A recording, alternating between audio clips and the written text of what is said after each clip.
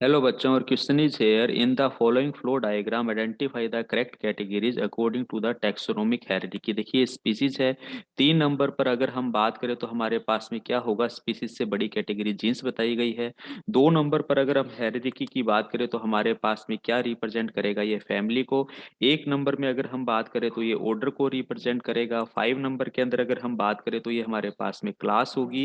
And 4th number में अगर हम बात करें तो ये किसको रिप्रेजेंट करेगा, डिवीजन को। तो ये हमारे पास में सिंबल रिप्रेजेंट कर रहे हैं। एक एक करके हम देखते हैं। Primata, Diptera and Carnivora belong to the category first. Yes, category first order है, ये बिल्कुल हमारे पास में सेम ऑर्डर को बिलोंग करते हैं। तो ये स्टेटमेंट तो हमारा सही जाता है। Petunia, datura and solanum belong to the same category second, that is the family solanaceae family है ये हमारी। तो ये भी बिल्कुल हमारे पास में सोलेनेसी की अगर हम बात करें तो ये भी बिल्कुल सही स्टेटमेंट हमारा जाता है। Angiosperm belong to category fifth. देखिए एंजियोस्पर्म हमारा फिफ्थ कैटेगरी, ये हमारा क्लास नहीं होता है।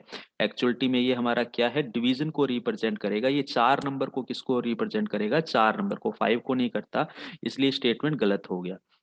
Man and dog so maximum similarity at category four. Category four तो हमारे पास में क्या होती है, डिवीजन होती है। ये बिल्कुल हमारा यहाँ पर क्या है, गलत आंसर जाता है। ये किसको रिप्रेजेंट करते हैं, ये कैटेगरी फिफ्थ को रिप्रेजेंट करते हैं। तो ये भी ऑप्शन गलत हो गया।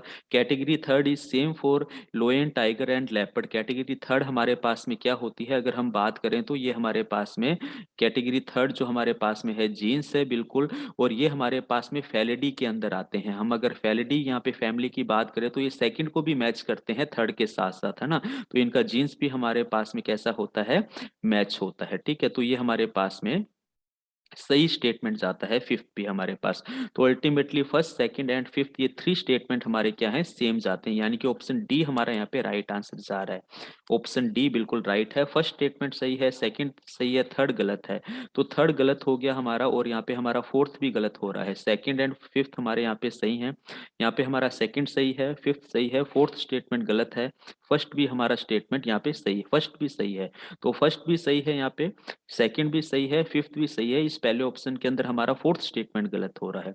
तो इस कारण से हम यहाँ पे क्या कह सकते हैं, अगर हम बात करें, देखिए वापस फर्स्ट फर्स्ट स्टेटमेंट्स को वापस देखते हैं। पहला भी सही है, सेकंड भी सही है, फोर्थ हमारा गलत हो रहा है, इसलिए ये स्टेटमेंट गलत हो गया। तो अल्टीमेटली ऑप्शन डी बिल्कुल राइट आंसर है। Thank you.